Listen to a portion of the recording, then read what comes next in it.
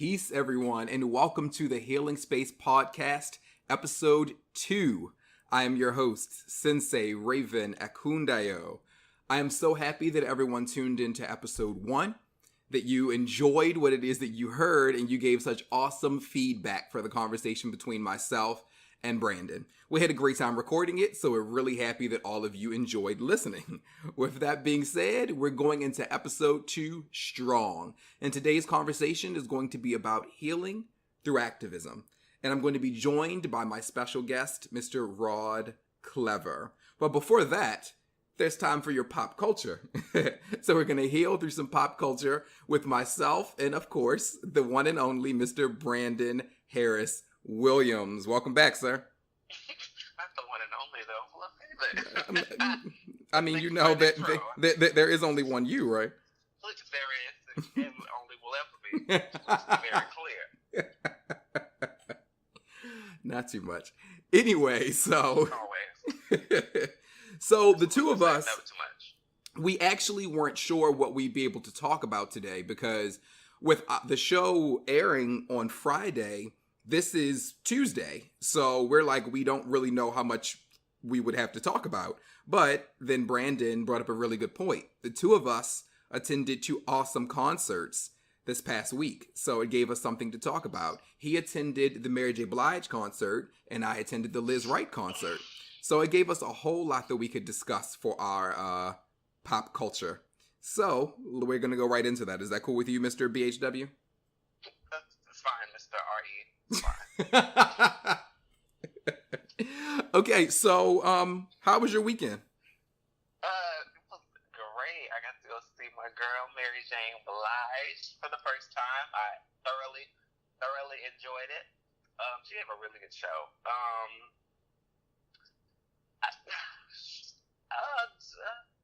I just really enjoyed it. I did. I was like, it wasn't anything about her. I'm sorry. I wish like the place would have been more full, which I kind of get because of where it was. You know what I'm saying? But it still was a very nice sized crowd. Everybody seemed to be enjoying themselves. Yeah, you can't expect much when it's in Macon. You said what? Huh? What'd you say? Hey. I didn't hear you. I'm sorry. Anyway, she didn't dwell too much on that, that fuck nigga that she divorcing. So thank God. So I enjoyed it. It was good. I had to go support her because she got to pay him money. So I had to go give her my coin. I know she's going through a lot. Okay, that was very sweet of you to support her. You know me. I'm nice. Okay, so I'm personally a fan of Mary J doing her kicks. Did you join in any of the kicks or? I did not. I really just wanted to go and enjoy it. Like I didn't even record a lot. Because I didn't want to necessarily be on my phone the whole time. Mm-hmm. And also too, where I was sitting, how when you're recording, you are closer than how it looks on your phone. If you get what I'm saying, right? And so she wasn't even up on the big screen that much. They were doing special effects and old video clips and putting up every other word or whatever. You know what I'm saying, different lyrics to the songs or whatever. So it wasn't really. I recorded maybe one video, but I couldn't really constantly record because she wasn't even on the screen as often. So okay, got you. So you were busy jamming. You didn't really have time to record or anything. Exactly, I was all into it. That's unfortunate that you didn't get your kicks in. I was expecting for you to stand up on a Burger King table or something. Okay, I'm gonna move on. Okay. Oh my gosh. How was your concert? Honestly, nobody knows.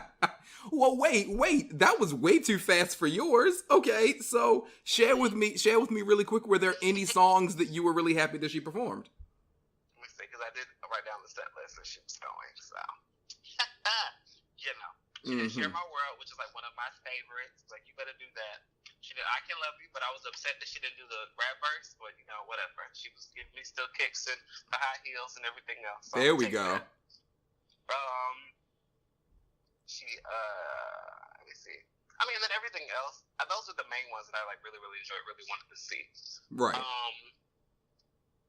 I think because she's been singing for so long and then she still is making new music, there's always going to be stuff that people want to hear that gets left out, if you get what I'm saying. Absolutely. Because she has so many hits just from the 90s, like especially those first 4 albums alone. Right. That she could really still go do a tour with just off those first 4. Right. You know what I'm saying? And then completely ignoring everything that she's done since like 98, 99. Definitely. So I think that there's always going to be stuff that's left out. And then probably, of course, the more she goes on, you know, like, it's just different things going to have to be left out at some point. Okay. So, of course, there was other things I wanted to hear, but I really was happy that she did at least those 2. Okay. So. Definitely. I feel that. Well, I'm glad you enjoyed yourself.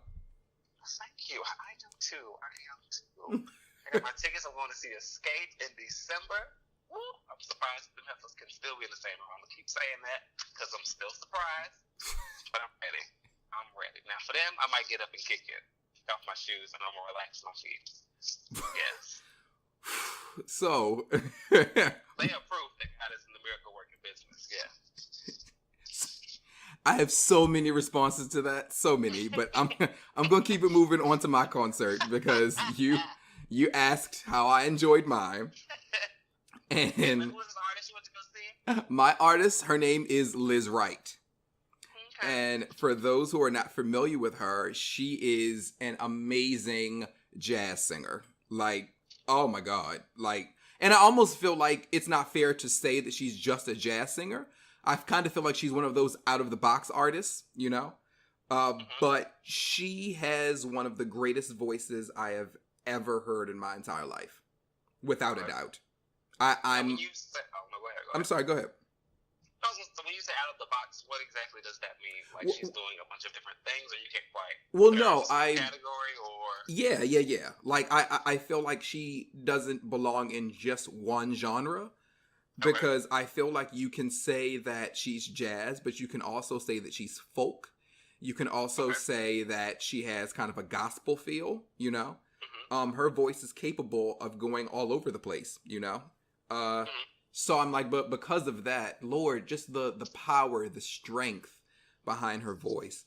I'm going to be posting some of the performances. I was waiting until after this episode airs to post them. So since this is on Tuesday, on Wednesday, you all can go and check out my Instagram page and you'll see some of the performances from this past weekend. And she, oh my goodness, you all need to check her out. But anyway, so I ended up being late arriving, right?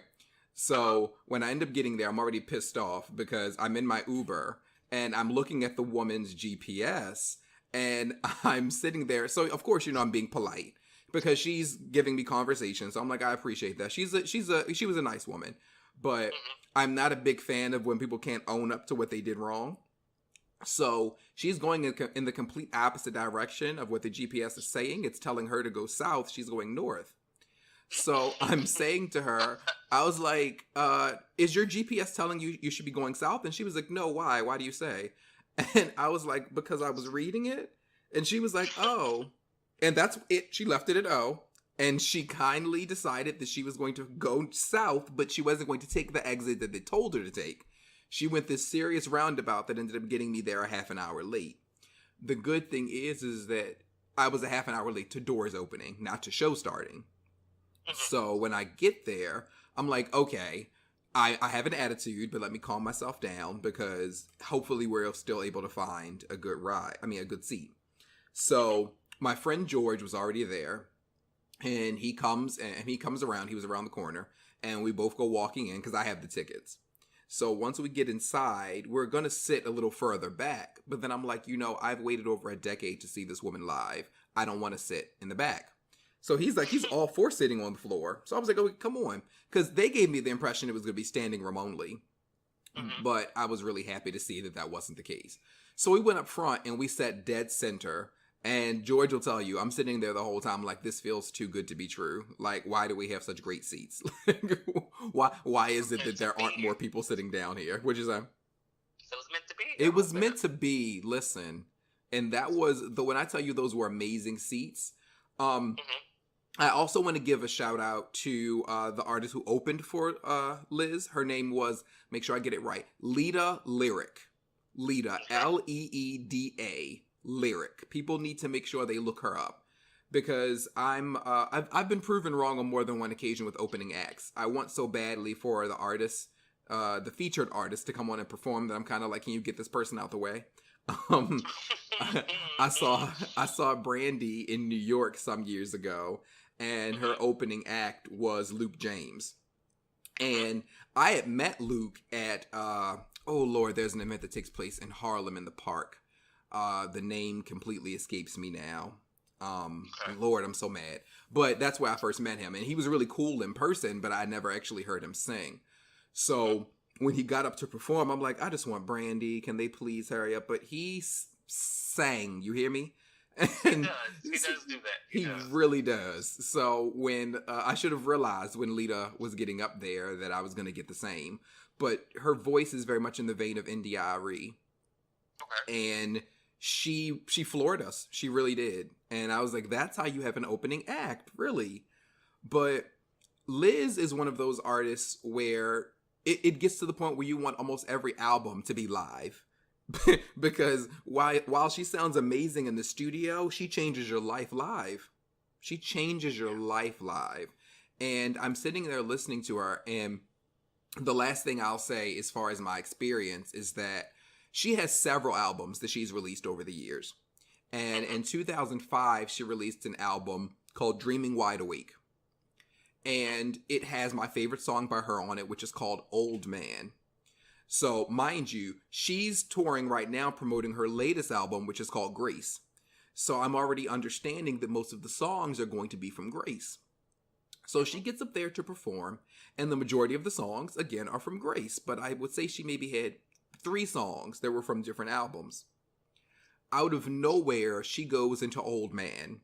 And when I tell you I lost my shit, like, I recorded the whole performance, and you can hear me in the background saying she's performing my song. I'm so loud. Like, I had tears. It was such an emotional experience for me because I didn't expect she would sing that particular song, you know? And there was a woman behind me singing just as loud as I was. And I'm like, it was such a moment. It was really a moment. And I got to meet her. So when we watch this performance, we gonna hear you all in the background? We're not gonna hear her? No, I did my best to not sing too loud. Because I was like, no, okay. I hate performance. I hate videos like that. So thank you. Because I was saying, I'm not gonna watch it. Don't. Here we go. Here we go. Listen, you don't get to say anything because you didn't kick at Mary J's concert. So that takes away a lot of your rights right now. I just want to make that clear. Thanks. She kicking on stage. I don't need to kick in the audience.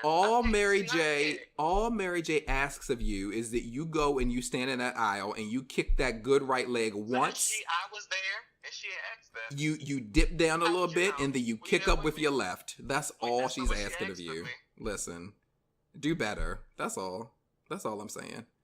But anyway, so after the show, I'm like, okay, I don't know if she's coming out or not. I want to leave. But shout out to George. George was like, no, she's going to come out. Trust me. So we stand there and we end up meeting a few people who were really cool. And 3 of them were her cousins. So I was like, okay, I feel a little bit more comfortable, standing with y'all. So 2 ladies standing next to us were bloggers. And they tapped us and they were like, that's T.C. Carson right there? And I'm like, seriously? So she was like, yeah. So she was like, I'm going to say something to him. So she taps him on the shoulder. He turns around and she starts talking to him and asks him if she can take a picture. He takes the picture. And I'm standing there like, well, I have a really cool way of being able to introduce myself. So after she takes the picture, I walk up to him and I'm like, well, can I take a picture too? Seeing as though we have the same birthday. And he tilted his head. He was like, November 19th? I was like, yes. He was like, of course you can. And he dapped me up, gave me a hug, and we took a picture. And he had me laughing the whole time because when people were trying to take pictures with him, they didn't use flash. And he was like, I'm dark. You need to use a flash. So I went to take a picture with him and I was like, I got it on flash already. He was like, well, you don't need flash, but I do. I was like, sir. It's like, okay. But he was like, I'm glad that you were prepared. I was like, thank you. So he took the picture, talked a little bit, and I was like, that was really cool. I really appreciated that. And I appreciated George taking the picture because it just dawned on me as I'm saying this to you, George didn't get a picture with him. So I'm like, that was really sweet of him that he wasn't concerned about getting a picture. He just wanted to make sure I had my moment. So definitely shout out to George. He's a great friend. But afterward, Lizz did come out. And I thought it was going to be a situation because the guy was telling all of us to move away from the stage and move up toward the entrance of the place. And this was at the Variety Playhouse, by the way, in Little Five Points, for those who are in Atlanta. But we made our way up toward the door, and I'm thinking she was going to like take a seat and greet people from the way he said it. But she didn't. She was on her way out. So I'm like, oh, wait. So people are like taking their chances walking up to her because you're feeling a little iffy. Like you don't really want to invade her space, you know?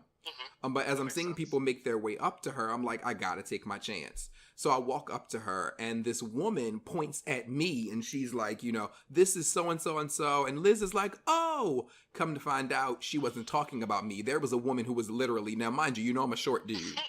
You are. There's a woman who was much shorter than me standing behind me. Much shorter than you? Don't do too much. Don't do too much, though.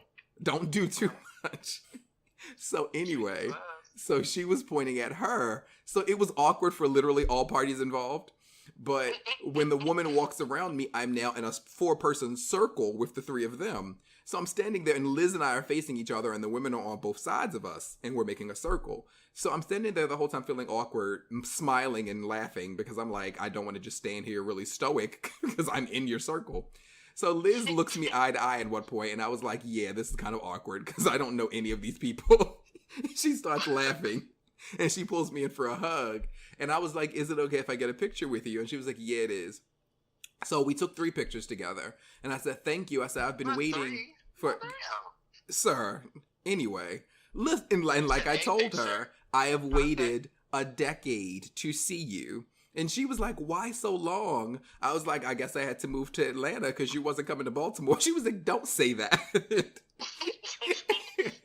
And we had a laugh, and I was like, thank you for performing Old Man. It made me cry. And she was like, wow, that's really special. And I was like, yeah, it is. So I said, it was really awesome to meet you, and I definitely can't wait to see you again. And then as I was leaving out, TC was on the phone outside, and I was like, take care, Scorpio. And he was like, you too. And then we left. So yeah. I love it. It was really, really awesome. It was really awesome. It was a really great experience. And again, I want people to check out Lizz Wright. That's LizzWright. Pull her up on iTunes Music or Apple Music or Spotify or whatever it is. Look, I don't have Apple Music. Come on with a commercial. I love it. You have to promote those people who you really like. You know? You do. You definitely have to speak up to people who don't get enough credit in your eyes or whatever. I love it. Especially because I'm fairly certain that we have more listeners who know Mary than who know Liz. So most people know Mary instead of Liz. So I'm sure. Absolutely. So would you like me to go into who I ended up meeting yesterday? Yeah. Go ahead. Now I'm ready. So I'm in okay, whatever. Calm down. So I ended up meeting Lakeith Stanfield. Talk about it. And for those of you who are not familiar with him, for me, I would start with Atlanta. He is Donald. I can't remember his character's name. And neither can I at the moment, actually. I need to go back and literally watch the entire season over again. But he is Donald Glover's friend, not his cousin, because, you know, it's 3 of them. So it's Donald Glover, it's his cousin, and then it's their unique, abstract friend. And that is who Lakeith is. He also is the guy at the beginning of Get Out who gets kidnapped. He's also in Death Note on Netflix, but not sure if anyone knows about that. What else? What else can we think of that he's in? He was Snoop Dogg in Straight Outta Compton.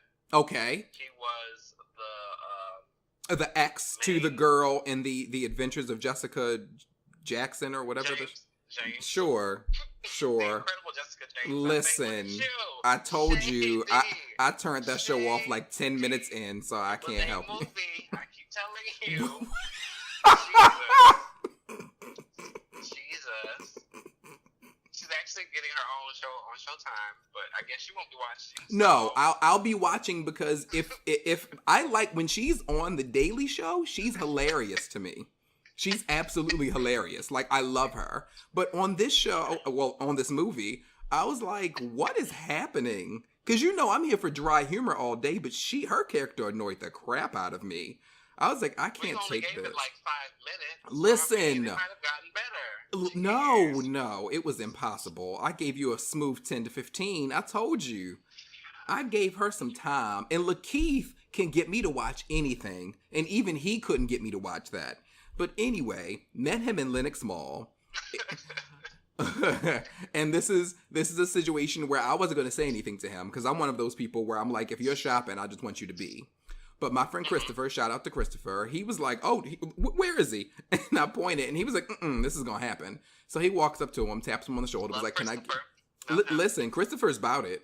So he took a picture, and then I walked up, and I was like, are you cool if I take a picture with you as well? And he was like, yeah, that's cool. And I was like, I just want to let you know I think you're a great actor. And he was like, thank you, I appreciate that. So took the picture. It was only one this time. Calm down, thank you. I didn't say anything. So, and this was, I guess you would say, an Ussie, because I took the picture of us. And then afterward, I made sure to say his name, because I didn't want him to think I was just some random person who was like, I know you from television. I was like, thank you, Lakeith. I really appreciate that. And he was like, you're welcome. And then we walked away.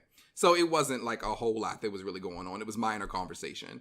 But just the fact that, and I mean, he was so chill. It was just him and one of his boys, and they just chilling, like whatever. Love it. But yeah, but definitely shout out to Christopher, because I am absolutely one of those people where it's like, if you're just minding your business in a mall, I don't want to be up in your face, because I've heard too many stories of, celebrities who are like, I just want to live my life. And when yeah, so I'm like, when people are like, I'm bombarded. Concert, I get taking a picture like afterwards as they come out, but like, because I think for me, I've only been to like 2 concerts, but right. Like, I normally, when I would see a celebrity or something, it's like in person, like literally in the mall or something. So you don't want to run over to them like in the dressing room or like, you know what I'm saying, like at the clearance rack or something. Like, let me be. Like, right. Let me pay for my stuff and go about my business. And go about my business, right. I get it. So you wanted to share something with me. I did. It's actually funny that you met Lakeith. I'm a little jealous, but whatever. So, the other day, my best friend was telling me that I misunderstood. I thought she said it was an article, but it turned out to be a video. But anyways, the video was asking, is Lakeith Stanfield the next Denzel, or is he the Denzel of this generation? And so immediately I was like, absolutely not. And nothing against him, but I was like, wow, Lakeith of all people, like, really? But okay.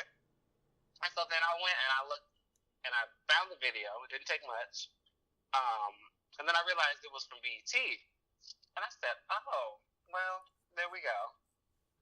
So basically the video was saying, because he had his big break, on the road in Atlanta. He's been doing a lot of other projects around this time or whatever. Basically, the roles are ranging and you know what I'm saying, the roles are diverse and they're doing a bunch of different things. So does he have the chops to be the next Denzel kind of thing? Is that the way his career is going? And I'm just like, I feel like it's very early to say that. But also, too, I'm scared to say most people, but I feel like most people probably don't even know who he is still. Like, they've seen him in one, you know what I'm saying, in one thing or 2 things or whatever, but they probably couldn't pick him out of a lineup, but they probably could not tell you his name. Nothing against his talent, nothing against him. I think he's talented and great. I just don't think he's the next Denzel. I also think that's a lot to give him at this stage in his career. That's all. Well, what I'm going to say is going to be controversial. Go ahead. And when you and I, because for our listeners, we went over our notes before we went on. We were talking about this prior to our recording, and something in my spirit was like, I think that, because we laughed about this pretty hard. And I was like, I think Brandon thinks I'm laughing because I'm on his side of the conversation. I'm actually on the complete opposite. I think he's going to be better than Denzel, personally. Well, we know you don't like Denzel. Well, I know you don't like Denzel. So. Well, it's not that I don't like Denzel. I think he's a brilliant actor. I need to make sure that and if I haven't made that clear to you before, I apologize, because I have come off in a very strong way. I think he's a brilliant actor. I just don't think he has the range that people act like he has. I think he's Denzel in a lot of what he does. It just so happens that he has a lot of power. Denzel is a powerful actor, but not big on range. And if people get out of the Denzel effect and allow themselves to watch it with open eyes, they'll see that I'm right, you know? He is a very powerful actor, a great actor, but a very Denzel actor, you know? You can watch him in a Shakespearean role and you'll still see Denzel. Where with Lakeith, I feel like already early in his career, you can differentiate the characters that he plays.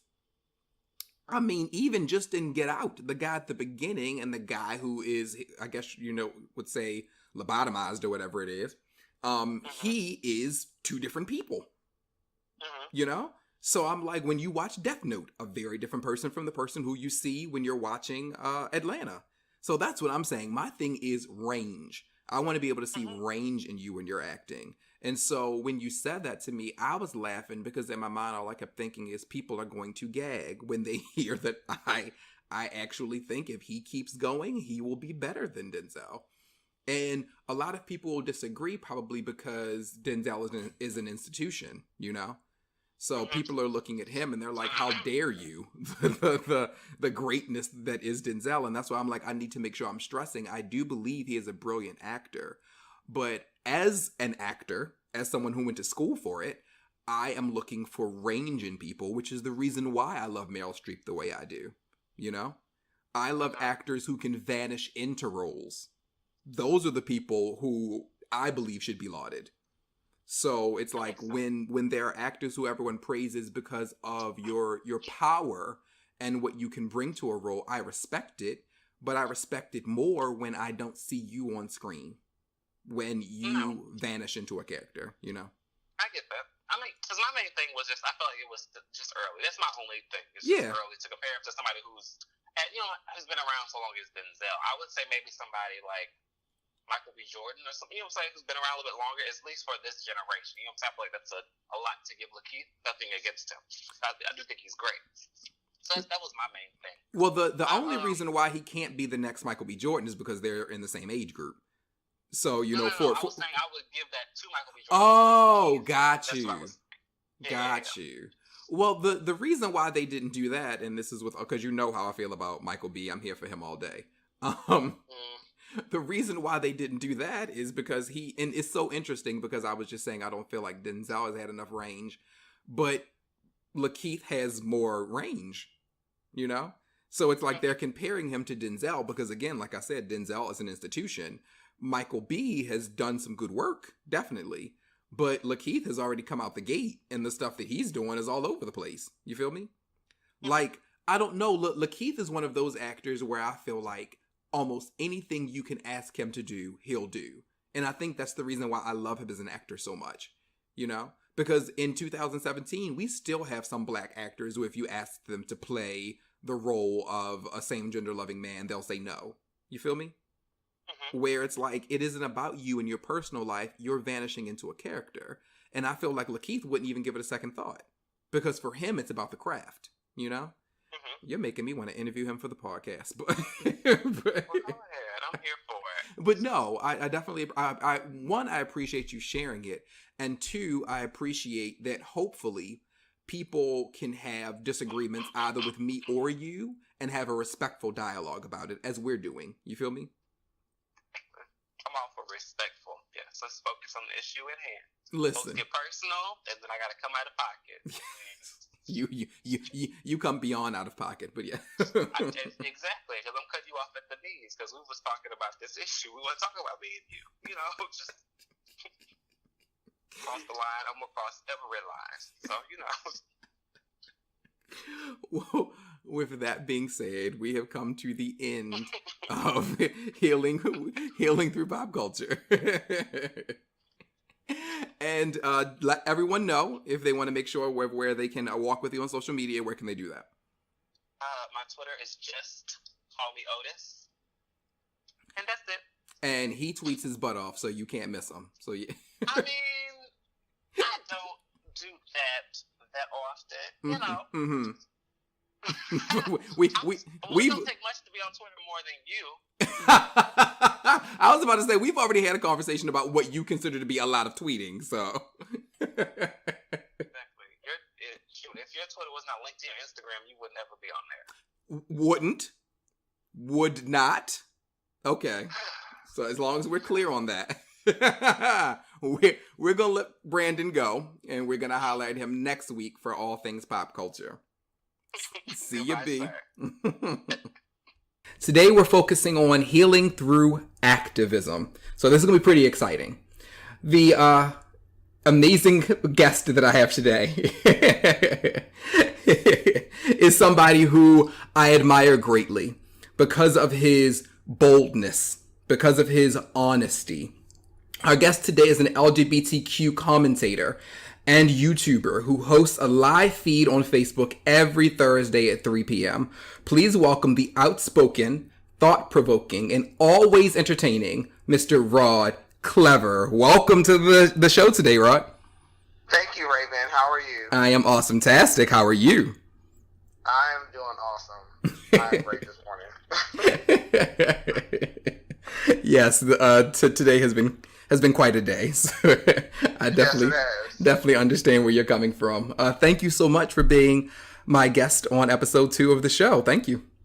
No, thank you for inviting me. Like when you asked me to come on, I was just like, wait, absolutely. I'm not going to ever say no to you ever, or something like that.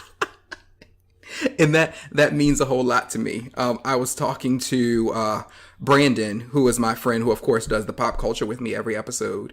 And I was telling him, I'm like, sometimes people are surprised to find out that you and I are so cool with each other.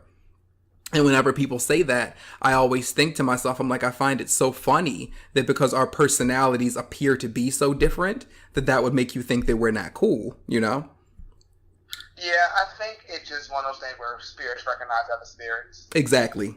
Regardless of where we are in our walk, we recognize that our energies operate in the same wavelength. Speak. Come on now. Regardless of our motivation. Everybody's motivations are different. Listen. You starting off already. Okay. So, I wanted to bring you on today, of course, because this is Healing Through Activism, and you do a great deal of speaking out on behalf of the LGBTQ community. So, yeah. I have some questions, that I want to ask you, just to give our listeners who may not be as familiar with who Rod Klever is a better understanding of you and your purpose. Is that cool? Okay, absolutely. Please, ask away. Okay, so let's start off with talking about healing. When it comes to Rod and your need for healing, what do you do? Oh God, for healing, there's several things that have to go on. I have to, I believe your home is, my mother said this to me all the time. You get peace in 2 places, in the grave and in your own house. Mm-hmm. So, I'm a firm believer of having peace at home. So, my bedroom has to be very, very comfortable. The thing is, when I'm at home, I have to be able to sit comfortably in silence. Mm-hmm. Absolutely. Silence is very important to me sometimes. Yeah. Because there's so much noise all the time. And the minute you pick up your phone, the minute you step outside your door, you have to find some refuge or peace. So for me, usually, sitting in silence, my cat, when I am with my cat lives in my apartment currently. Right. Our cat, let me not be a parent like that. My cat is a great form of therapy for me as well, because my cat is very cuddly and likes to lay on me and has to have physical contact. Right. And if I let my cat lay on me long enough, we both will fall asleep. So, but okay. that's either my cat having quiet. I would say marijuana.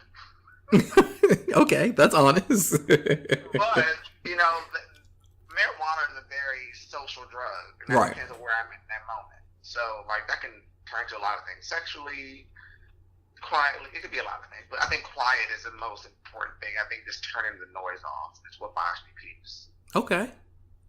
Awesomeness. Okay, so this question is kind of similar, but is kind of different. How do you show up for yourself? In the world we live in today, there are a lot of people, especially with us having the kind of personalities we have, we're very strong in our convictions. So in situations where you may feel attacked or you may feel judged, you know, when you have to step back and just be with Rod? How do you show up for yourself? I think the relationship with myself is much more important than anything right now. Mm-hmm. I'm kind of sliding into this new space of just being one with myself and really just having that unconditional love and that praise with myself all the time. Because it's so funny. This is going to become a story. So forgive me, ride with me on this. Okay. So last week I was at my bar, bartend, and two of my good friends were at my bar, and they came for drinks, whatever. And I'm always giving out advice, or I'm just always that person that people like, what do I do? What do you think? Blah, blah, blah. Mm-hmm. And I'm okay with that. Like, my energy can manage that. Some people can't manage that. Absolutely. But I can manage that as a part of my energy. But the thing was, I wrote a post on Facebook about the 10 reasons why gay men are single. And my two friends that came to the bar are friends as well. They're very close friends. And one of them was like, well, clearly you mark off some of these things to our other friend. It was like, you know, how do we resolve that? Mm-hmm. Like, and that's what he came to the bar and talked to me about, was like, I know I'm on this list and I don't know how to reconcile some of these things. So we started talking about it and blah, blah, blah. So while that is all going on, there is an Indian man. I won't say he's Indian American, not American Indian, Indian American, Mm-hmm. if you follow. Okay. So he's sitting next to them and they're talking blah, blah, blah. And then something happened, or something behind us is happening, and I say something really inappropriate, and the Indian American guy starts laughing. So he like interjects. He's like, "Let me ask you a question." Asking me a question. Where are you from? I'm like, from Washington D.C. originally. No. Where are your parents from? And I'm just like, okay, mentally, here we go with the race question. Okay, let me put my mental dukes up. I'm at work, so I can act a fool. So let me just ride the wave on this one. And right. I was like, my parents are from Washington, D.C. And here he go. Where are your grandparents from? Oh, dude, really? And I'm just like, please someone shoot me in the forehead. So I was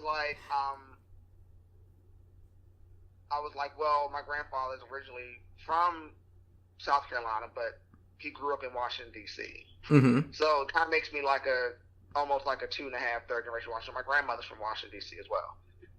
But generally, I was like, I'm a Washington, like I'm just a regular African American. He was like, so what are your spiritual beliefs? And I'm just like, okay, that's a really interesting question, but I ride the wave.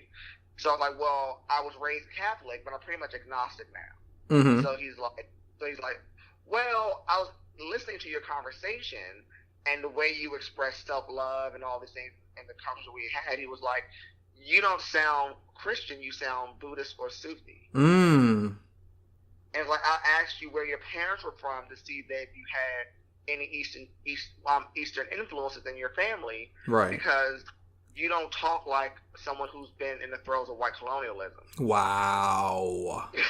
Wow. Wow. Right.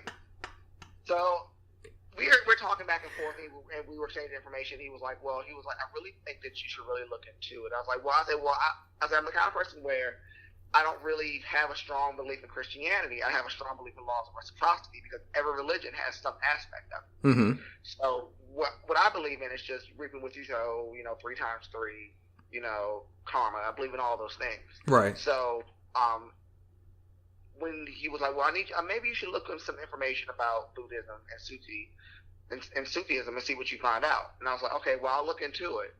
And I was like, okay. So my friends were like, well, he's right, because he was like, because this is the thing he said. He was like, he also said that he also feels that I have prophetic abilities, and I don't really know that I have them.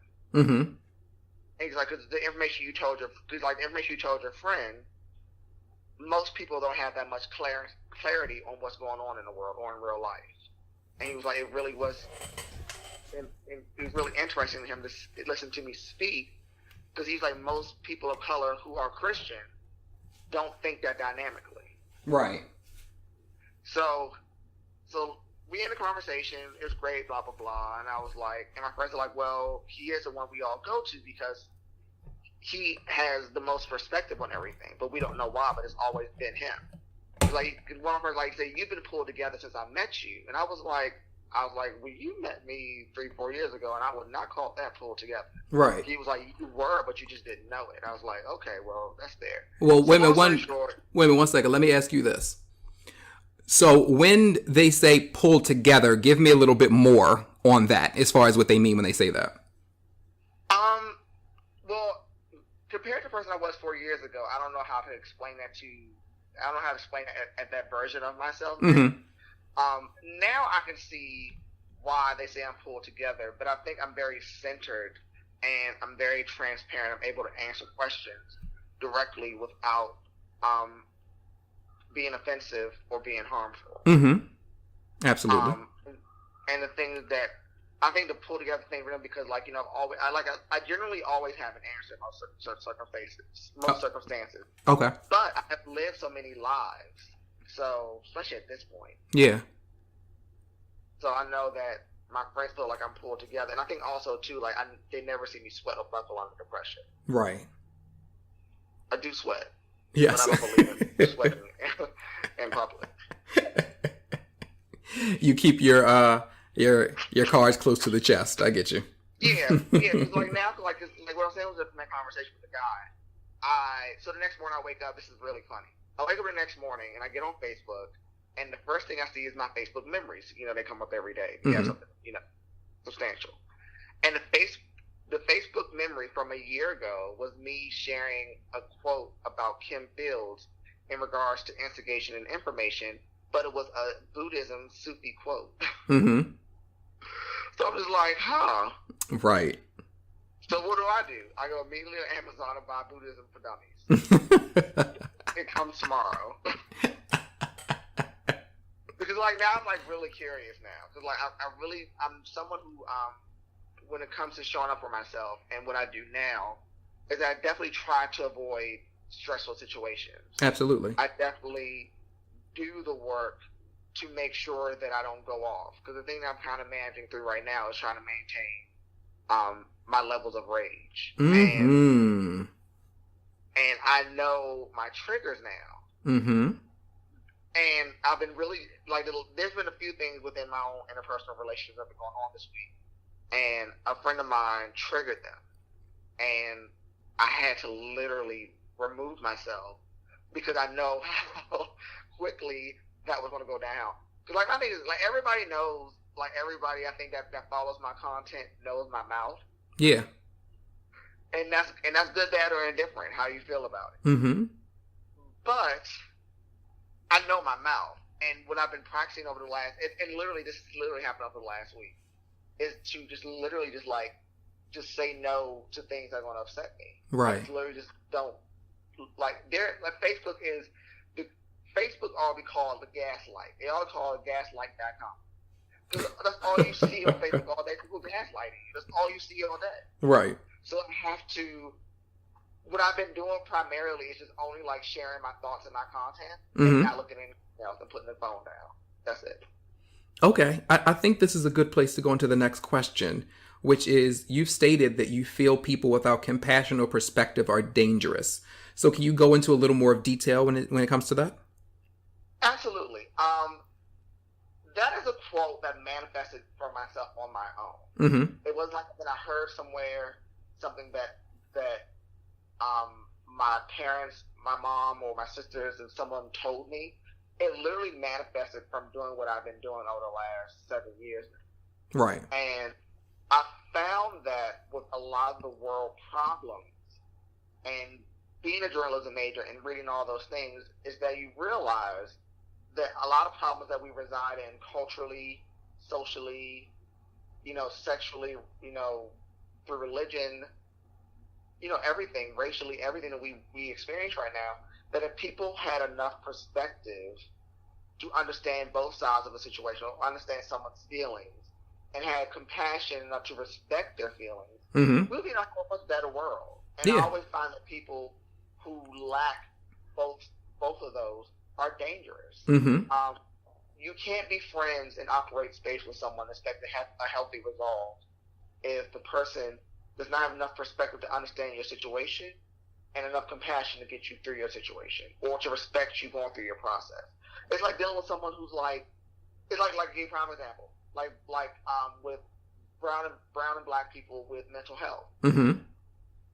We have this ideology of, if I'm seeing a shrink, I'm crazy. Yeah. Well, I don't need to see a shrink because I'm crazy. Mm-hmm. And we don't sit and create a culture where it's like, you see a friend that's clearly having some mental issues, mental concerns, and maybe disability, something that they may not recognize, but you see through the behavior. You may not be able to diagnose it, but you see that there's something clearly wrong with this friend. Right. And we it could be depression. They come talk about, oh, girl, just get over it. Smoke a cigarette. Go out and fuck. Go hang out with your friends. Go turn up. It doesn't medicate the problem. And my thing is that, as a friend, you have enough perspective. Absolutely. To acknowledge that something might be really wrong with you that I'm not seeing, and you're not telling me.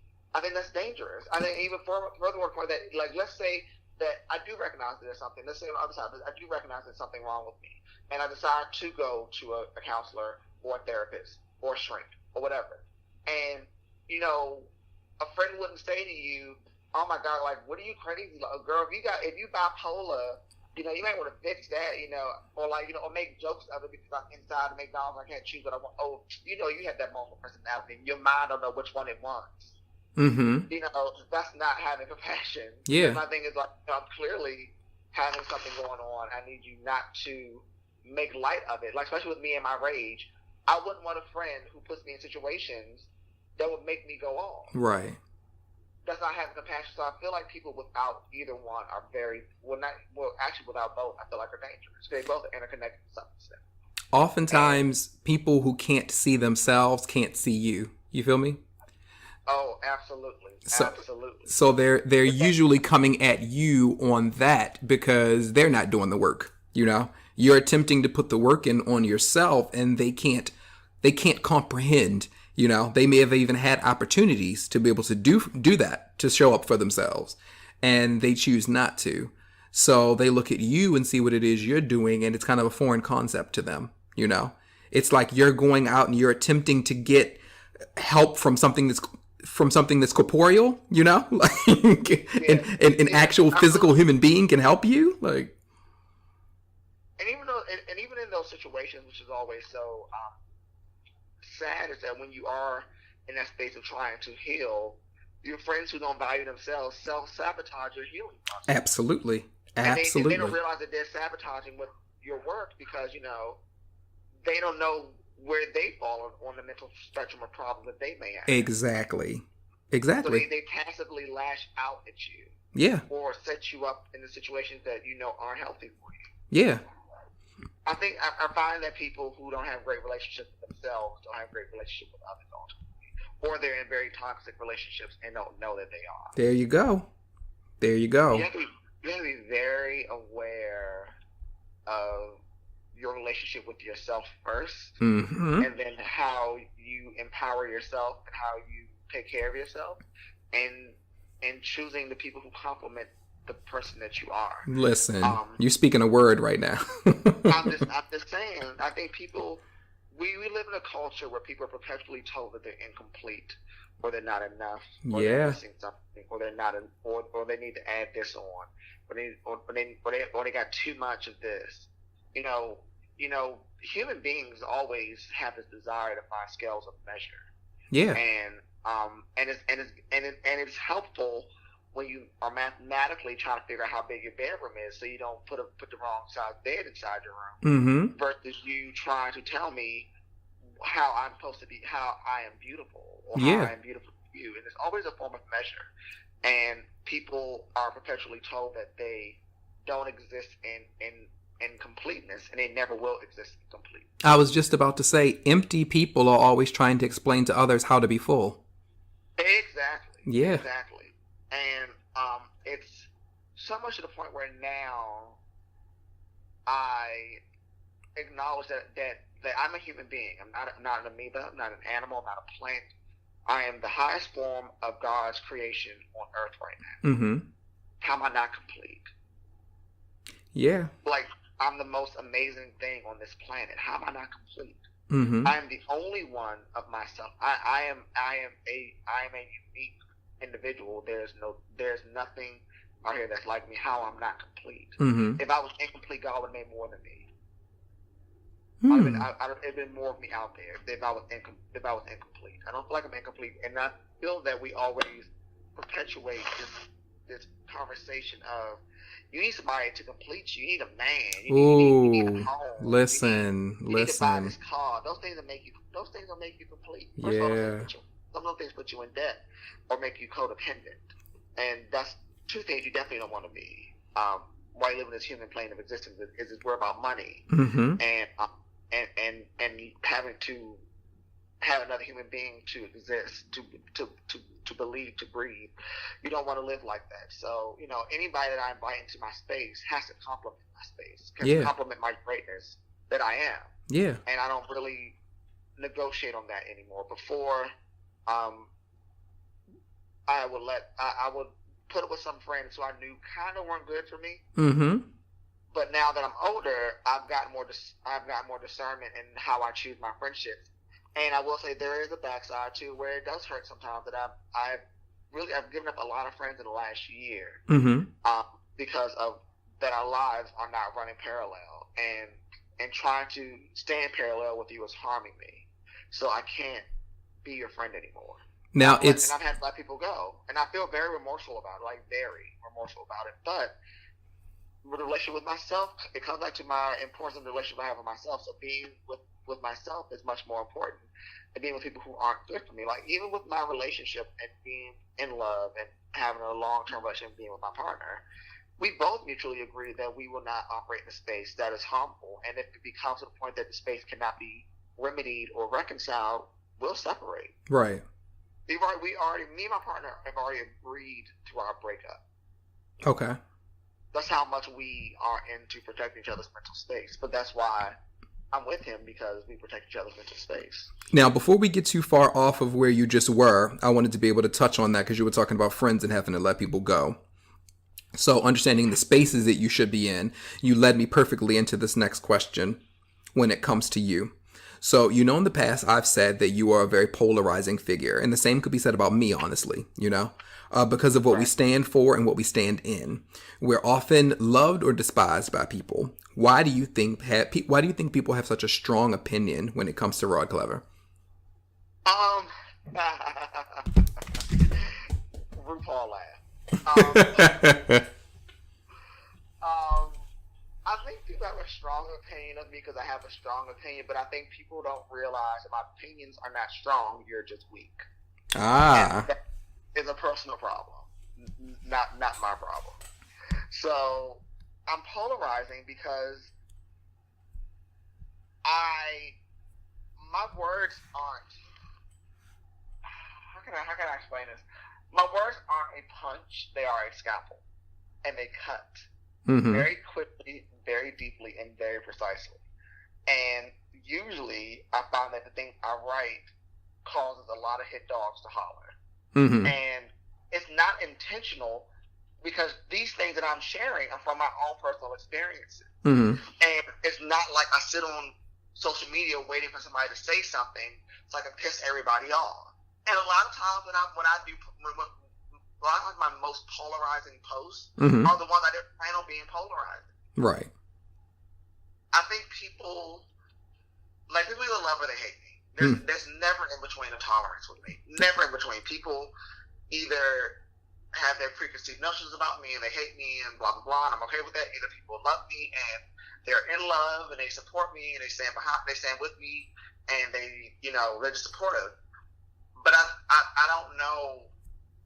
I don't know how to necessarily control that, but I do know it comes from a lack of,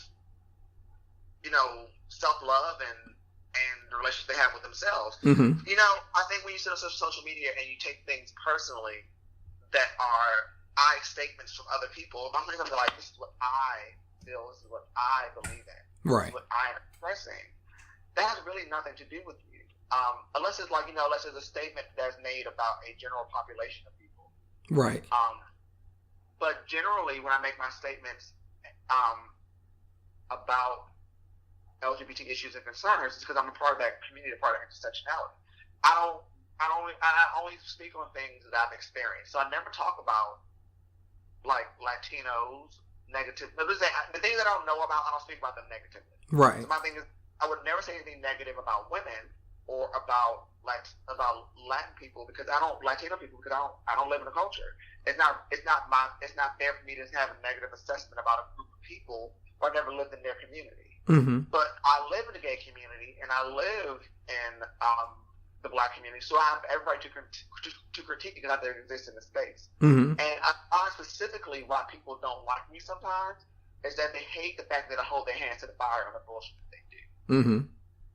Like I strike up accountability at all times, and people don't want to be accountable for their behavior. People want to exist without any repercussions of their action, and because I always try to reinforce accountability, people don't like that. Right. People want to do the hell they want, and they hate you for it. Mm-hmm.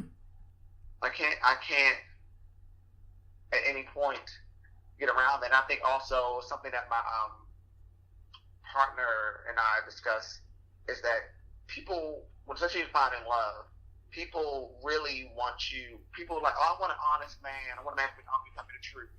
No, people don't really want to hear the truth in their love. Like you say that when you are looking for someone that you feel like it is a hot button, word to say, I'm looking for honesty. Mm-hmm. People want to be lied to. People thoroughly love being lied to. People thoroughly love living the fantasy. Mm-hmm. So I think people hate me because I basically removed their rose-tinted glasses and step on them. Right. But it's not intentional, and I think people need to understand that what I do is that I'm not in the business of changing hearts or changing minds. I'm just here to plant seeds, and what I plant inside of you grows, and you harvest it, and you feed it, and you take care of it. That's great. If there's no life that comes from what seed I planted in you, that's great as well. Right. People have to make a choice in the information they receive, and if you're not making that choice, you're just automatically accepting what I'm saying. That means I'm not doing my job properly because I don't want people to just follow me on the strength of who I am. Right. I love when my thoughts are being challenged. I find that people that hate me, they don't challenge me. They try to assassinate my character. Mm-hmm. Mm-hmm. I know you know. Exactly. So I'm just sitting there nodding my head like, yeah. And like when you're polarizing, it's just like, and a lot of times the thing so funny about the world is that we're not polarizing people, we're just higher thinkers. Mm-hmm. And we have respect and compassion. And because a lot of y'all don't, you automatically take it as a strike against you because your lack of experience of real life. You can't just always be upset or strike against the system. But you don't understand what the system even is. Listen. Like being mad and angry is almost like cliche and like it's a trend. Like I'm going to be outraged today. Like outraged about what? You about to make me throw this phone. You really should be outraged about. So I'm just like every time I see when someone like last week someone went at me in my comments and I'm just like, you're sitting here literally attacking my character. You attack my relationship. You're attacking the way I love. And I have not, in this moment at all, said anything negative about who you were as an individual, especially when I know stuff about you. Yeah. Talk about that. About the person that you really are outside of it. Because what you do is not the problem. Who you are is the problem. I'm attacking you is the problem. See, and that's a whole conversation right there. It's a whole conversation of you think that I'm this person, but you really don't understand how much I hold back because you say a whole lot of things out of your mouth, but I could dead this real quick, but I don't. Just remember that. This could have been over a long time ago. I didn't let you say a whole lot. This could have been over, but I'm having mercy, Right. That's real talk. But okay, so. Yeah, and people don't realize how merciful I really am. And people think I'm really bad. Yeah. No. Yeah. I think people, the most anger they get out of me, on Facebook, you probably get probably like a 3 or 4, level 3 or level 4 out of me. Yeah. Level 2 happens in real life. You won't get me more than a 4 on social media. Yes. And I think you don't realize that I'm really I'm dialing it all the way the fuck back because when there's no loyalty to people, just about anything will come out my mouth. Mm-hmm. And I've talked to you about that. I was like, that's how Pisces operate. Yeah. Yeah, because but things I know because I'm on social media and I have a brand to protect. Mm-hmm. I don't want anything to put on there that's going to be recorded and held against me. I'm not leaving an electronic trail of bullshit. Right. So I want people to but let it be out. We out somewhere and you have no room. You were. I told you all the time. I said, baby, I don't do Facebook beef. Honey, I eat steak in real life. You don't want this motherfucker. Okay, well, let's transition. Let's get into sex and romance. So, now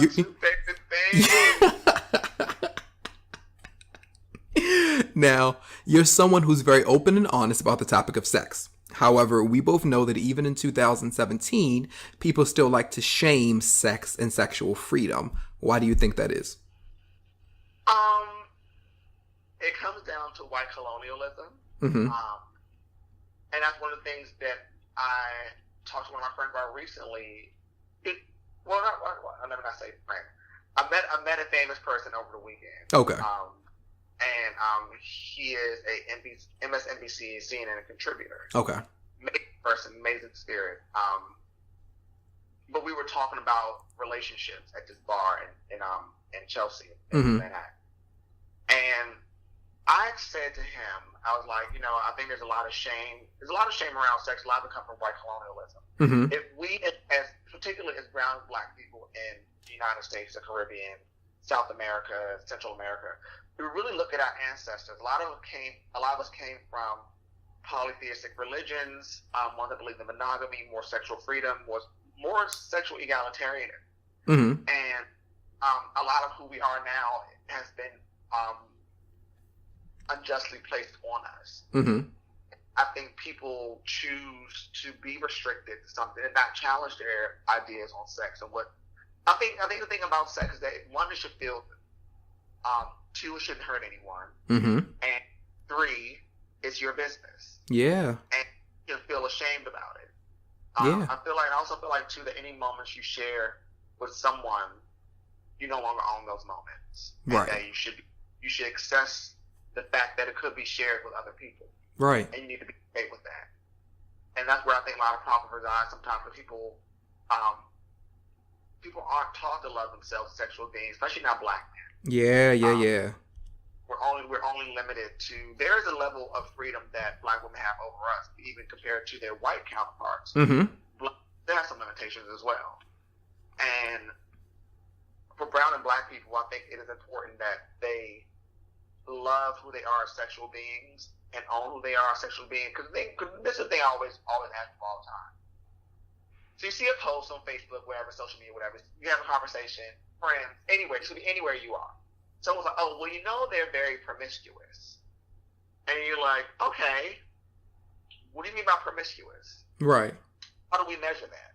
Mm-hmm. Is it like he slept with more than 10 people in a lifetime? Slept more than 10 people this year?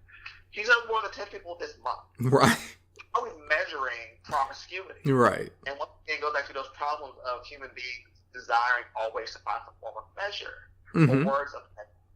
And, it creates stifling conversations of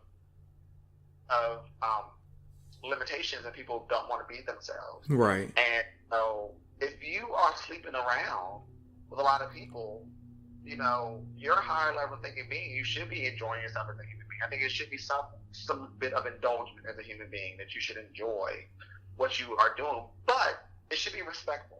Like for me, for instance, I'll be very candid. Mm-hmm. I definitely have a lot of sex. Mm-hmm. And I enjoy the fact that I have a lot of sex. I had sex this morning.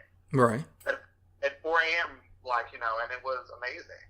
One of my regulars. Mm-hmm. I'm also in a relationship. Right. And my relationship is sexually non-monogamous, which means that we are allowed to sleep with other people, sleep together with other people, threesome, whatever. We just do it. Right. We're very heated in that regard. But when I sleep with other guys, they all know that I am in a relationship. I don't mislead them into thinking that, hey, we want to sleep together, have some good sex, and, you know, we might go on a... No, I don't leave... The boundaries aligned are very clear. And I think that when you are misleading in sex with people, or you mislead them to think something more than what it is, that's the problem. But that also goes into some of the culture why people don't be themselves sexually. Like, people don't even, like, admit that they can't admit sometimes where they are spiritually or romantically. Right. I mean, like, I was like, you know, it's okay to have sex with someone and say to you that I don't want anything more than you just sex. I'm sorry, go ahead. And it also perpetuates the problem of people not knowing their sexual type versus their romantic type. Right. So, you know, the journey of self-love and self-appreciation requires you to ask some of these hard-pressing questions that are within you. And those are one of those questions. And I think that the closer that we get to our own sexual freedom, we will allow other people to be free around us as well. And not saying I have an issue with people who are prudes. Yeah. Not at all. Your sexual limitation or your personal sexual limitation, as long as you being a prude, you don't strike judgment against me for being highly sexual. Mm-hmm. So I just found that people need to let people exist and understand that this is where they are, where the person that their peers are, and we all are allowed to exist the way we want to exist as long as we're not harming each other. Right. Well, you just you opened up space for me to be able to ask two of my other questions because you spoke of them both in a way, but I feel like I'll go with this one. So you and your partner in a non-monogamous relationship, known to others as open. Recently on Insecure, they somewhat tackled that topic, mostly from the character of Molly's point of view. What myths or misconceptions of non-monogamous relationships would you like to debunk, or even if you'd care to do so? Oh yeah. One day I want to write about this. This is a great moment to talk about this and organize my thoughts. So when I do decide to talk about this, I'll be ready with some answers. Well, number one, that it's not a free for all. In the essence of we just do what we want without any rules or boundaries. Right. There are plenty of rules and boundaries, and we both definitely have our rules and boundaries. And a lot of them, I won't share them all because those are an agreement between my partner and I. I don't feel like it's everybody's business. But like, for instance, we have an agreement that we don't emotionally get involved with people that we sleep with. Right. And that's one of our main rules. That's like the first commandment of our rule. Mm-hmm. And I think people need to realize that being a non-monogamous couple requires just as much, if not more, communication as monogamous couples. Right. We have to be very honest. And the thing about, like, you have to be very honest very quickly, very early in a relationship. You kind of have to give a little bit of blind trust in the beginning too. Like, you have to expect this person to do the right thing. Also, in non-monogamous couples, I think there's a misconception that we are sexually insatiable, and that the only reason why we're doing it is because we can't reconcile being a whore and being committed. Right. It's not that at all. Like, I've been monogamous. This is my first non-monogamous relationship. Oh, okay. So I didn't walk into like this is still all like me and my partner together. It'll be 4 years, October 3rd, Mm-hmm. and I'm still in the process of learning how to manage this sometimes. So this is not like something I've done before. Right. When my partner suggested it when we first started dating, I was like, I don't know. I was like, but you know, I'm willing to try anything. My mind is always open, and it has been the best decision of my life. Yeah. I would never ever do monogamy ever again. Yeah. I don't like the ownership that monogamy creates. Mm-hmm. I own who I am. The only person that can question me about how I exist is God. I don't even feel like my mother has ownership of who I am as an individual anymore. Yeah.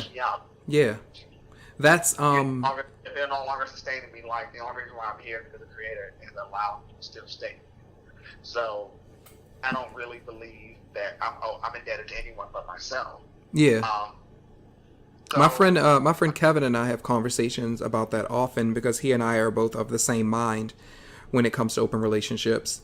And I mean, I can't necessarily say, especially the society that we live in, I can't say that I'm surprised that there are so many people that are so anti without even attempting to understand, you know?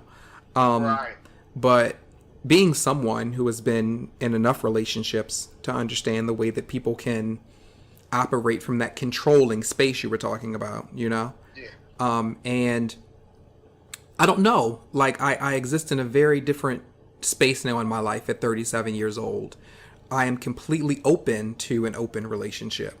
And my way of looking at it is very much in the way that you just said. You know, it's like people have these misconceptions of it's a free-for-all and that there are no rules. But with each relationship are different rules. You feel me? Right. The truth is that when it comes to same-gender loving relationships with men, I'm not as familiar when it comes to women. But same-gender loving relationships with men, the relationships that I know that have lasted the longest, with the exception of probably one, have all been open. And this isn't me saying that I believe everyone should do it. Not at all. I'm just saying that this judgment that comes, you know, and this way of looking at people who are in them, making them seem like, you know, they're freaks or they don't have morals or things of that nature. It's just like these two people love each other and they made an adult decision of how to operate and navigate their relationship. That's their business. You feel me?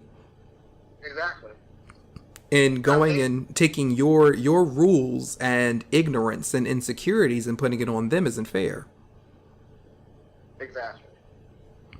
And a lot of these rules are based in heteronormativity and misogyny. Oh, absolutely. Absolutely. So, for me, it doesn't compute for me to have some of these rules. I just feel like you need to build your own kingdom the way you want to build There you go. Say it. Realize that sometimes you might have to take down a spire or add a spire.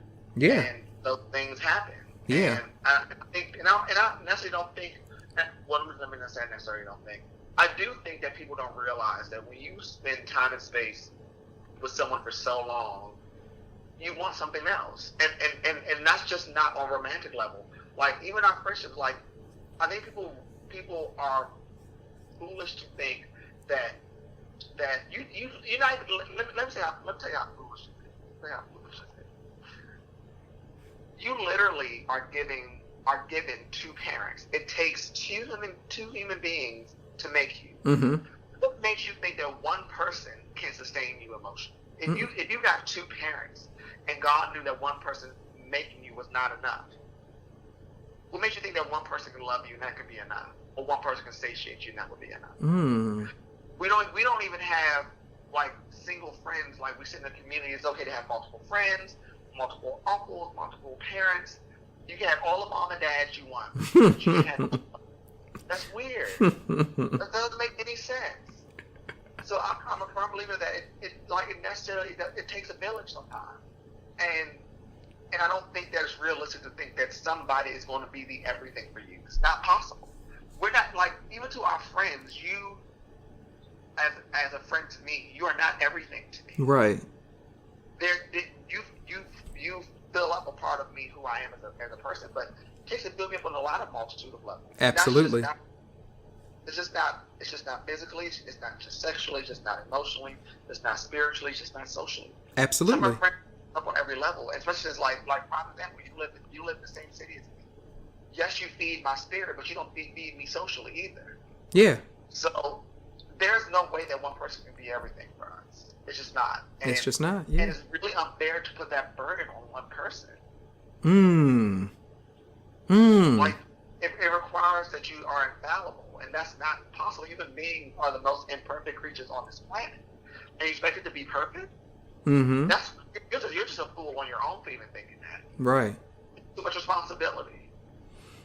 So It's not polyamorous where we date other people. Right. It's sexually non-monogamous where we just are allowed to sleep with other people. But right. I don't feel like, even as an individual, that I can fully sexually satiate my partner, and vice versa. Right. But why would I want to? It's just sex. There are other levels of infidelity that I feel like are uncomfortably more dangerous sometimes, like financial cheating. You're basically taking your money from your home that you were building with someone and giving it to someone else, and without this person knowing. And again, I feel like you've created an entirely different episode we can go into. So clearly I'm going to need to have you on here more than once. And I'm always down. So I have 2 more questions for you. Sure. So the first one is, some feel that there isn't a need for labels, while there are others who absolutely feel as though there are a need. These 2 labels I'm speaking of would be tops and bottoms. Where do you, well, now you already know I know where you stand, but for those who are listening, where do you stand on this topic? Because I wrote a post about that. I definitely think labels are essential because they create sexual boundaries, but they are not lifestyles and they're not a measure of our humanity. I think the problem that the cognitive dissonance that people are having is the fact that when they adopt these labels, they think that their peers are expecting them to perform and act a certain way. Right. The thing that people don't realize that regardless if you're top, bottom, or versatile, it does not mean that because you're masculine or femme or dominant or have dominant or submissive energy that those things are mutually exclusive. You can be a masculine, submissive top. You can be a feminine, dominant bottom. All those things are very possible. Yeah. And people avoid the labels because they don't want to be accountable for what they entail. But I just find it to be ridiculous because how do you I'm the kind of person when you walk with me and say, "Oh, I'm fluid," I'm gonna be automatically turned on. Right. I'm just because that means I have to discern what your boundaries are, and I don't want that, and I don't want that responsibility. I'd rather you tell me what your boundaries are. Right. I'm versatile, so that means that you like both of everything. That I can go here and go there and try these things. Oh, you're a bottom. That means that you are not at any moment ever going to put your penis inside. You want to be penetrated, or you tell me that at this moment you want to be only penetrated. Right. Penetrated. But that does not say that you don't like oral sex or other things like that, or even like to eat. Because I'm a bottom where I'm open to everything. Right. I have had some versatile experiences lately, and Papa Rolodex is changing. But I don't take ownership of the versatile label because I'm not a practicing versatile person. Like every versatile incident I've had has been on accident. Right. It's been totally. It's they just, I'm blushing right now. Oh, well, you have a nice sized penis. You should put it inside me. And if I'm really into a guy, I'm gonna put it inside them and get my little 5'7" life, and you're welcome. I just am. Before, because the things that my little story, I'm a bottom because of socialization, and I'm not a bottom because of my own choosing. And situations as I was growing up put me in a position of me being a bottom, not me being a top, or me wanting to ever be a top. Right. But as I have freed myself from the shackles of white colonial sexuality, that I'm more open to being versatile now. I feel like I just want to add to my Rolodex, and it's information. So it's for me right now, I'm crazy. So I'm really curious what I can learn from being versatile. But as soon as I allow that into my universe, the attention I've been getting has been really insane. I was at the club this weekend with some friends, and guys were really grabbing my dick when I was walking through the crowd. and mind you, I have on a full man bag while this is going on. I literally got my purse with me while this is going on. I was like, well, look at the universe. I manifested being a top like 3 times in the last, like since I moved to New York in the last 6 months, and this is what's happening. I want you to get into it though, because you said look at the universe, and as soon as you said that, I said that's funny. Universe. Look at that. Verse. Right. Exactly. Universe knows me. Yeah. But okay, so let's get into the final question, and this takes us to Facebook. So, what made you come up, because you have definitely gathered a larger following since you started doing this. So, what made you come up with the idea for your Facebook Live feed every Thursday? And do you have any memorable moments thus far? Okay, so the thing was, when Facebook Live happened, I made a response to a video by the group of black women bloggers called the Naked Girls, and it made a very homophobic video. Mm-hmm. And I like just had enough. I think at that point, me writing a post would not have gotten me through what I needed to get through. But I felt like, let me just say what I have to say, because a lot of times people go on Facebook Live to just to stunt and be cute. Right. Let me actually be substantial and see what happens. It went really well. It felt great. I was already doing YouTube, but also too, because I wasn't doing YouTube at the time, it allowed me to perfect my public speaking skills. Right. So since doing it, I started because I just felt like there was something that needed to be said. I feel like there is something in our community that's just absent, especially since where we are now culturally as LGBTQ people, is that we don't have that leadership anymore. Like, when we were coming up and being gay, maybe us, that generation might have been the last bit of us, but we had people who would tell us what to do, how to handle things, how to prep for sex, or like when to swim with guys, what not to do. We had that mentorship, but it doesn't exist anymore because now it's okay to be out the closet. So these kids are coming out earlier, and they still deal with ill-equipped parents who don't know what to tell them. Right. So I just find that now where we are, that someone needs to be helping these babies out. Mm-hmm. And they should be actually talking about the things that are really going on. And I think people aren't talking about things that are really going on. I think a lot of these, I'm going to say a lot of these social media personalities are doing either A, for attention, or they're just doing gossip. And that's not helping our community. Or they are totally just doing the whole man crush Monday whole situation. Like, everything is so sexualized without learning about sex or healthier sexual situations. Like, I talk about sex a lot because I enjoy the fuck out of sex. Mm-hmm. I do understand that there needs to be a conversation about where we are sexually, and my thing is that if no one speaks the truth, how are we going to learn anything? The world does not change in silence. I'm sorry. It just doesn't. Someone has to say something. Yeah. So, I see all these things, and it's helped me to also learn more about myself and challenge some things. I think my favorite moment from doing this, I'll say my favorite video was the one I did with my boyfriend. That was my favorite. Because people saw a side of me that was much more vulnerable, mm-hmm. and people don't see me blush, or anything. So seeing me with my partner and being that intimate and seeing us as a couple that publicly in real time was crazy. I thought it was dope. And I think my other favorite moment was when I openly discussed about going to jail and having to go to therapy because of going to jail and what I experienced in that moment. And I was in jail literally a half a day. But it was for something very, very stupid, and it's from living in Atlanta and why I have not been back to Atlanta since I left Atlanta, even though I still have shit down there. Right. But I remember how transparent that moment was. I was literally crying through the fucking line.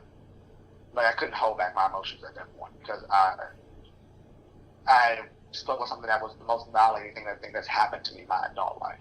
Right. And it was really that moment where I was just open up and say what the fuck you have to say. Yeah. But it's been great. I love it actually. I actually love it better than I love YouTube. YouTube is so I have to do so much work to do a YouTube video, so much lighting and things set up in the script and writing and make sure my hair is done and my beard is laid. It's a lot. A lot when I do live with Klever, baby, I'll tell you, all I do is like, I could be sitting here butt naked in my bros. I just finished probably smoking a blunt, and I'm just like chilling. I don't have to move. All thing I need to do is find a good light. That's all I need is my camera and a light. Like, right. I feel like that's all I fucking need, and I'm good. But with doing YouTube, it's like it requires staging, and I'm still trying to figure out how I'm gonna do it in my bedroom in this moment. Right. But I just love doing live with Klever, and I think that I am. And also, and the funny thing is, doing live with Klever is what got me to gig a DR takeover. See, there we go. There we go. And that was because, and I tell people this all the time, you never know who's watching you. Absolutely. Absolutely. And the guy, Dr. Ray Holmes, who runs DR Takeover, hit me up one day and was like, I want you to do your live thing, but actually live in DR. Right. And I want you to do your thing and help these babies out because you're sharing a lot of great information. And, you know, the funny thing about it was I was in disbelief about it until I literally got on the plane that day. I was like, this isn't happening. Right. I'm going to go, I'm like, because I am passively a pessimist sometimes. So, like, I'm going to go here to this plane, and like, they say the plane is canceled, or like, I'm having, like, some bullshit, they're going to, like, arrest me. You know, this is not happening. Right, right. And, you know, or the plane's going to fucking crash, or some bullshit, or, like, we like shipwreck on Owl of Ginger and the professor. You know, well, like, just like, this is not going to happen. But I literally got to DR Takeover last year, and I did the pillow talk, and it went really well. And I was like, it wasn't like you made it. It was like, I'm living my dream, and I'm getting paid for it. Right. Oh, my God. Like, this is crazy. Yeah. And when I went back to DR Takeover this year, it was crazy because they were waiting on me this year. Mm-hmm. People were waiting to hear what I had to say this year. And so it's letting you know the impact that you're making on social media. It's like literally I think people don't realize that when your God-given talent is revealed to you, mm-hmm. and then acknowledge that is your God-given talent. Oh my God! Like, I have my purpose. Yeah. And I think a lot of us live a long time without finding our purpose or not finding it at all. Yeah. And I know what my God gift is, and it's healing and nurturing my community. Absolutely. Through sex and comic relief. Right. Like, this is what I'm supposed to be doing. Like, and I'm working on something else now. I won't speak about it. I don't believe in speaking on things that are done. Mm-hmm. I'm working on something else now that will give me another forum to do this. And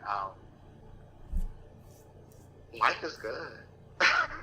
Which is a blessing. Absolutely. It is. Absolutely. Well, I would absolutely love to thank you for being on episode 2 of my podcast. This is just the beginning, and it means a lot to me that you joined me.